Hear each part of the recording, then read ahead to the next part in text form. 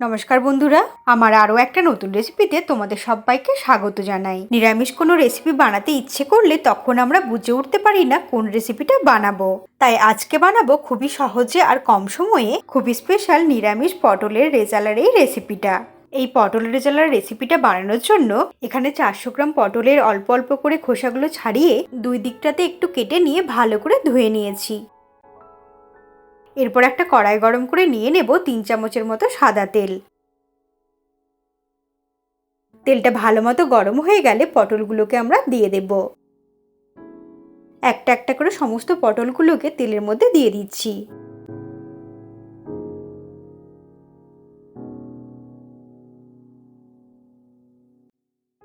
এর মধ্যে অল্প একটু লবণ দিয়ে পটলগুলোকে লাল লাল করে ভেজে নেব। মিডিয়াম ফ্লেমে পটলগুলোকে উল্টে পাল্টে 1 থেকে 2 মিনিট সময় নিয়ে ভেজে নিচ্ছি। প্রায় মিনিট 2 সময় নিয়ে পটলগুলোকে হালকা লাল করে ভেজে নিলাম। এরপর পটলগুলো যাতে খুব তাড়াতাড়ি নরম হয়ে যায় আর ভাজা ভাজা হয়ে যায়, তার জন্য ফ্লেমটাকে একদম লো করে দিয়ে ঢাকা দিয়ে হতে দেব 2 মিনিট। আর মাঝখানে কিন্তু 1 থেকে 2 বার একটু নেড়ে দিতে হবে। এই সময় আমরা মশলার একটা পেস্ট বানিয়ে নেব। তার জন্য মিক্সি ছোট চারটার মধ্যে নিয়ে নিচ্ছি 3 চামচের মতো পোস্ত, আর এর সঙ্গে দিয়ে দিচ্ছি 6 থেকে 7টা কাজু বাদাম। এরপর জারের ঢাকনাটা বন্ধ করে কোনো রকম জল ছাড়াই শুকনোই একটু ঘুরিয়ে নেব।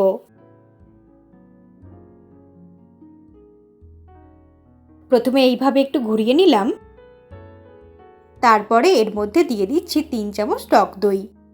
এর মধ্যে কোনো রকম জলের ব্যবহার করব না, তবে বাটবার সময় তোমাদের যদি প্রয়োজন হয় অল্প একটু জলের ব্যবহার করতে পারো। আবারও জারের ঢাকনাটা বন্ধ করে একদম মসৃণ করে বেটে নিতে হবে। ঠিক এই রকম একদম মসৃণ করে বেটে নিলাম। এখন এটা সরিয়ে রেখে দেব। এইদিকে 2 মিনিট হয়ে গেছে, ঢাকা খুলে আবারও একটু নাড়াচাড়া করে ভাজা ভাজা করতে থাকবো। পটলগুলোকে আমরা নাড়াচাড়া করে ভাজতে ভাজতে মোটামুটি 70 থেকে 80% মতো সেদ্ধ করে নেব। ফ্লেমটাকে মিডিয়ামে করে দিয়ে উল্টে পাল্টে আরও 2 থেকে 3 মিনিট ভেজে নিতে হবে। 3 মিনিট হয়ে গেছে আর পটলগুলো খুব সুন্দর নরম হয়ে ভাজা ভাজাও হয়ে গেছে।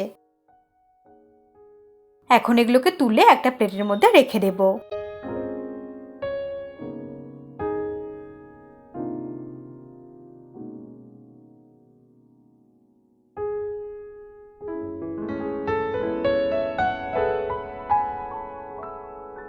এরপর ওই কড়াইয়ের মধ্যেই নিয়ে নেব আরও 1 চামচ সাদা তেল। তেলটা গরম হয়ে গেলে ফ্লেমটাকে একদম লো করে দিয়ে দিলাম গোটা গরম মশলা।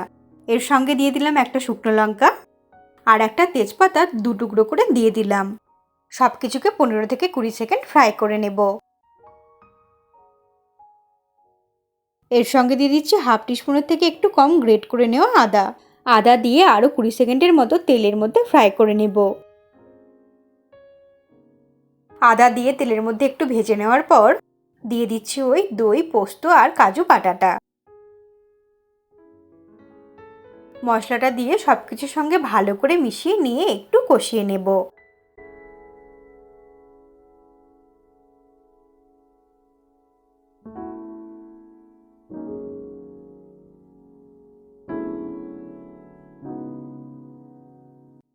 নাড়াচাড়া করে কষাতে কষাতে এর মধ্যে দিয়ে দিচ্ছি স্বাদ মতো লবণ।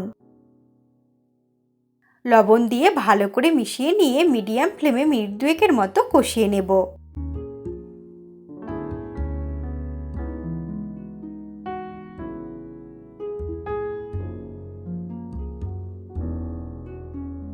গ্রেভিটা খুব ভালো মতো কষানো হয়ে গেলে ওই জারের মধ্যে অল্প একটু জল নিয়ে ভালো করে গুলিয়ে নিয়ে এর মধ্যে দিয়ে দিচ্ছি। জল দিয়ে সবকিছুর সঙ্গে ভালো করে মিশিয়ে নেব। খুব ভালো করে মিশিয়ে নিলাম। এরপর গ্রেভিটা যেই ফুটতে শুরু করবে এর মধ্যে ভেজে রাখা পটলগুলোকে দিয়ে দেব।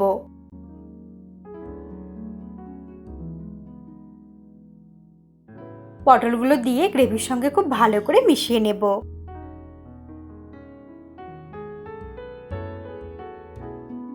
এর মধ্যে দিয়ে দিচ্ছি হাফ চামচ চিনি। এর সঙ্গে দিয়ে দিচ্ছি অল্প পরিমাণে ব্ল্যাক পেপার পাউডার। দিয়ে দিচ্ছি অল্প একটু গরম মশলার গুঁড়ো। আর ঝালের জন্য দিয়ে দিলাম 2টো কাঁচা পাকা লঙ্কা।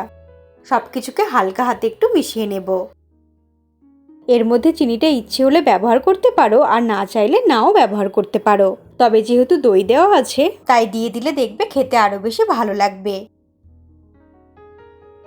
সমস্ত কিছুকে খুব ভালো করে মিশিয়ে নিলাম। এখন ফ্লেমটাকে একদম লোতে করে দিয়ে ঢাকা দিয়ে হতে দেব 3 মিনিট। 3 মিনিট হয়ে গেছে, তবে মাঝখানে একবার একটু নেড়ে দিয়েছিলাম। আর আমাদের পটলের রেজালা কিন্তু খুব সুন্দরভাবে তৈরি হয়ে গেছে। গ্রেভিটা কিন্তু এইরকমই রাখবো, এর থেকে বেশি ঘন করব না, তাছাড়া ঠান্ডা হলে আরো একটু ঘন হয়ে যাবে। একটু গ্রেভি থাকলে ভাত বা পোলাওয়ের সঙ্গে মেখে খেতে বা লুচি পরোটার সঙ্গেও খেতে ভীষণই ভালো লাগবে। নাড়াচাড়া করে আরও 1 মিনিট ফুটিয়ে নিলাম। এখন ওভেনটাকে অফ করে দেব। আমি আমার চ্যানেলে এইরকমই সহজ সহজ রেসিপি দিয়ে থাকি। এই রেসিপিটা ভালো লাগলে লাইক করে দিও, আর চ্যানেলটাকে সাবস্ক্রাইব করে তোমরা আমার পাশেই থেকো। তাহলে এইরকমই হাতের কাছে থাকা সামান্য কিছু উপকরণ দিয়ে টেস্টি টেস্টি খাবারের ভিডিও সবার আগে তোমার কাছেই পৌঁছে যাবে। আর বাড়িতে বানালে অবশ্যই একটা কমেন্ট করে জানিও তোমাদের খেয়ে কেমন লাগলো। তোমরা ভালো থেকো আর সুস্থ থেকো। তোমাদের সঙ্গে আবার আমার দেখা হবে নতুন কোনো রেসিপির সঙ্গে।